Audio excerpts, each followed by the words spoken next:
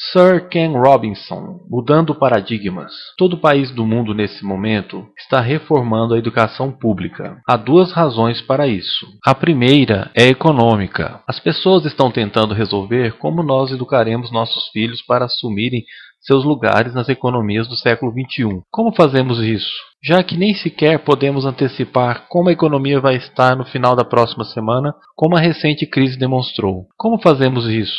A segunda é cultural. Todo país do mundo está tentando entender como educamos nossos filhos para que eles tenham uma percepção de identidade cultural, para que possamos passar os genes culturais de nossas comunidades. Enquanto fazendo parte do processo de globalização, como equacionamos isso? O problema é que eles estão tentando chegar ao futuro fazendo aquilo que fizeram no passado. E no processo, estão alienando milhares de crianças que não veem nenhum propósito em ir para a escola. Quando fomos à escola, éramos mantidos lá com a história de que se você estudasse bastante e obtivesse um diploma universitário, você conseguiria um emprego. Nossos filhos não acreditam nisso. Eles estão certos em não acreditar. É melhor ter um diploma do que não ter nenhum, mas isso não é uma garantia. Particularmente, se o caminho para ele marginalizar a maior parte das coisas que você pensa que são importantes para você. Algumas pessoas dizem que temos que elevar os padrões, se isso representa algum avanço. Sabe? Claro que devemos elevá-los. Por que baixaríamos? Você sabe, eu ainda não encontrei nenhum doido que me persuadisse a baixar os padrões. Mas elevá-los? É claro que devemos elevá-los. O problema é que o sistema educacional atual foi desenhado e pensado e estruturado para uma época diferente. Ele foi concebido na cultura intelectual do iluminismo e na circunstância econômica da Revolução Industrial. Antes da metade do século XIX, não havia sistemas de educação pública. Não realmente. Você era educado por jesuítas se você tivesse dinheiro, mas educação pública financiada pelos impostos, obrigatória para todos e de graça, era uma ideia revolucionária. E muitas pessoas foram contra isso. Elas disseram que não era possível para muitas crianças de rua e da classe operária se beneficiarem da educação pública. Elas são incapazes de aprender a ler e escrever. Então por que estamos gastando tempo com isso? Então foi embutido nisso uma série de pressupostos a respeito da capacidade de estruturação social. Isso foi impulsionado por uma necessidade econômica da época. Mas, paralelamente a isso, está o que era a visão iluminista da inteligência. A inteligência real consistia nessa capacidade para certos tipos de deduções lógicas e num conhecimento dos clássicos, o que passamos a definir como habilidade acadêmica. E isto está implantado profundamente na cadeia genética da educação pública. É que há apenas dois tipos de pessoas, acadêmicos e não acadêmicos, inteligentes e pessoas desprovidas de inteligência. E a consequência disso é que muitas pessoas brilhantes acham que não o são, porque elas são julgadas com base nessa visão específica da mente. Então, não temos pilares gêmeos, econômico e intelectual. A minha visão é que esse modelo trouxe o caos para a vida de muitas pessoas. Tem sido ótimo para alguns.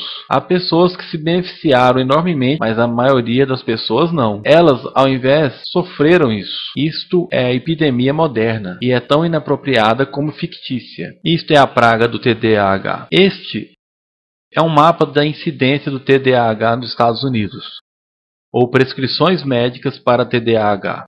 Não me interprete mal, eu não quero dizer que não há tal coisa como transtorno do déficit de atenção. Eu não estou qualificado para dizer que não existe tal coisa. Eu sei que uma grande parte dos psicólogos e pediatras acreditam que exista tal coisa, mas ainda é um assunto em discussão. O que eu sei como fato é que não é uma epidemia. Essas crianças estão sendo medicadas com a mesma frequência em que retiramos nossas amígdalas, e pelos mesmos motivos caprichosos e pela mesma razão. Modismo médico. As nossas crianças estão vivendo o período mais intensamente estimulante da história da Terra. Elas estão sendo cercadas por informação e dividindo sua atenção entre várias plataformas, computadores, iPhones e publicidade de centenas de canais de TV. E nós as estamos penalizando por se distraírem. De quê? Coisas chatas. Na escola, na maioria das vezes. Parece-me não ser totalmente uma coincidência que a incidência de TDAH tenha aumentado paralelamente ao crescimento da padronização dos testes. Estas crianças estão sendo medicadas com Ritalina e Adderall e todos os tipos de coisas, drogas geralmente bastante perigosas para ajudá-las a se concentrarem e se acalmarem. Mas de acordo com isto, o TDAH aumenta à medida que você cruza o país em direção ao leste. As pessoas começam a perder o interesse em Oklahoma.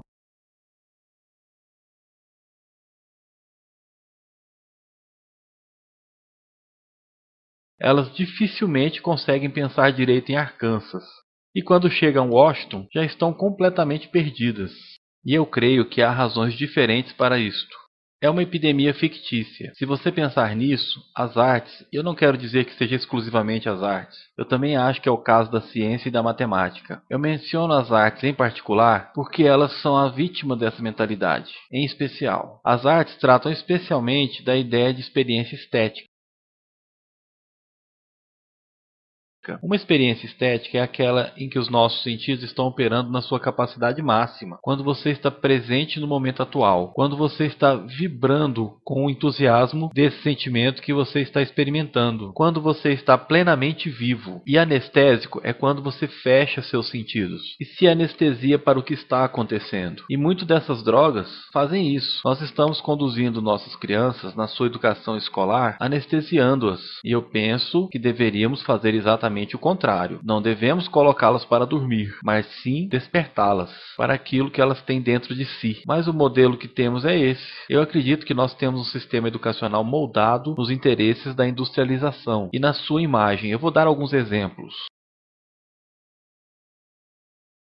Escolas ainda são organizadas como fábricas, com sinais tocando, diferentes instalações, especializadas em diferentes matérias. Ainda educamos nossas crianças por grupos, as colocamos no sistema por faixa etária. Por que fazemos isso? Porque há essa suposição de que a coisa mais importante que as crianças têm em comum é a idade. É quase como se a coisa mais importante sobre elas fosse a sua data de fabricação. Eu conheço crianças que são muito melhores do que outras crianças da mesma idade em diferentes matérias, ou em diferentes horas do dia, ou melhores em grupos menores do que em grupos maiores, ou às vezes elas querem ficar sozinhas. Se você está interessado no modelo de aprendizado, você não começa por essa mentalidade de linha de produção. Isto é essencialmente sobre normatização, é cada vez mais a respeito disso. Quando você olha o crescimento dos testes padronizados e de currículo escolares padronizado, eu acredito que devemos ir exatamente em direção oposta. Há um excelente estudo feito recentemente sobre o pensamento divergente, publicado há 2 anos. Pensamento divergente não é a mesma coisa que criatividade. Eu defino criatividade como o processo de ter ideias originais que têm valor. Pensamento divergente não é sinônimo, mas é uma capacidade essencial para a criatividade. É a habilidade de enxergar muitas respostas possíveis para uma pergunta. Muitas formas possíveis de interpretar uma pergunta. Pensar, como Edward de Bono definiu publicamente, de lateralmente. Pensar não é apenas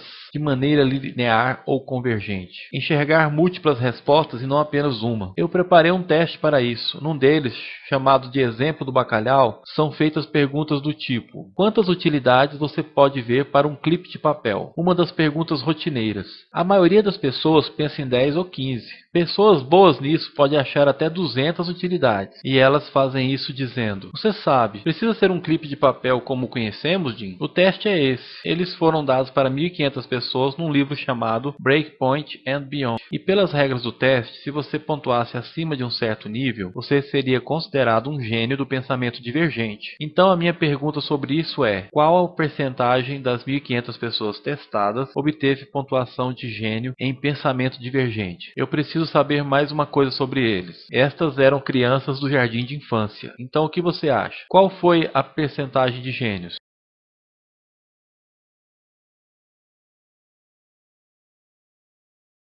80? 80? Ok. 98%. Agora, a questão aqui é que este foi um estudo longitudinal. Então, 5 anos mais tarde, eles retestaram as mesmas crianças, com idades de 8 a 10. O que você acha? 50%? Eles retestaram novamente 5 anos mais tarde, idade de 13 a 15. Você percebe um modismo vindo por aí. Agora, isto nos conta uma história interessante, porque você poderia imaginar que eles estariam indo em outra direção, não é verdade? Você começa não sendo muito bom, mas melhora com a idade. Mas isso mostra duas coisas. Uma é que todos nós temos essa capacidade. E duas, ela predominantemente se deteriora. Muitas coisas aconteceram com essas crianças à medida que cresceram. Muitas. Mas das coisas mais importantes que aconteceram, que eu estou convencido, é que agora elas foram educadas. Elas passaram 10 anos na escola ouvindo. Há uma resposta, está atrás, e não olhe, e não copie, porque isso é colar.